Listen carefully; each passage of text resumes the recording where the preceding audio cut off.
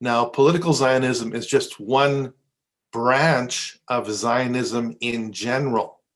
Okay, there's spiritual Zionism, financial Zionism, political Zionism, and social Zionism. And Zionism in general is Jewish supremacy.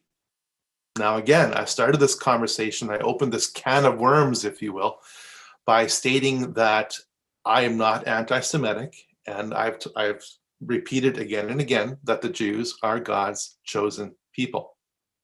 But let me give you an example of social Zionism straight from Scripture, straight from almost the beginning of the nation of Israel. So this is from Numbers 12. Miriam and Aaron oppose Moses. So here we go, just a few verses. Numbers 12, Miriam and Aaron began to talk against Moses because of his Cushite wife, for he had married a Cushite. Now stop right there. What is a Cushite?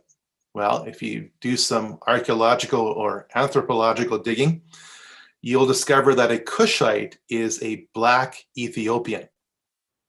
So right off the bat, Numbers 12, Miriam and Aaron was the high priest, opposed Moses or talked against Moses because Moses married a black Ethiopian.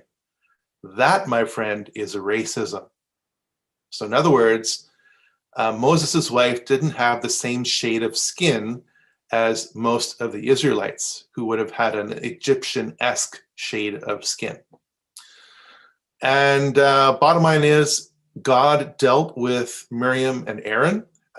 God gave leprosy or a skin condition to Miriam, and she was unclean and had to live outside of the Israeli camp for 7 days when she was welcomed back in.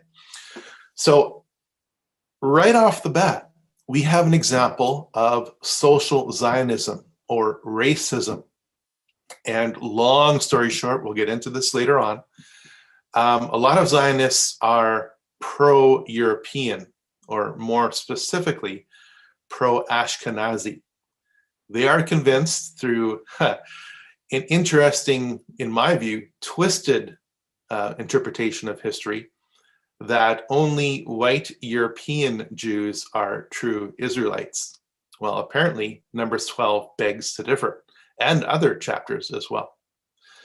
So that's just a short introduction into political Zionism. So in other words, political Zionism is just one arm of many arms of Zionism, which I will define as Jewish supremacism. And to repeat myself almost ad nauseum, every single group out there, no matter how you divide society, thinks that they are superior. You will find white supremacists, you will find black supremacists, you will find Spanish supremacists, you will find Chinese supremacists, you will find Christian supremacists, you will find Jewish supremacists. So the moment I talk about Jewish supremacy, people automatically have been programmed to think, oh, Leonard Ulrich is an anti-Semite. Far from it.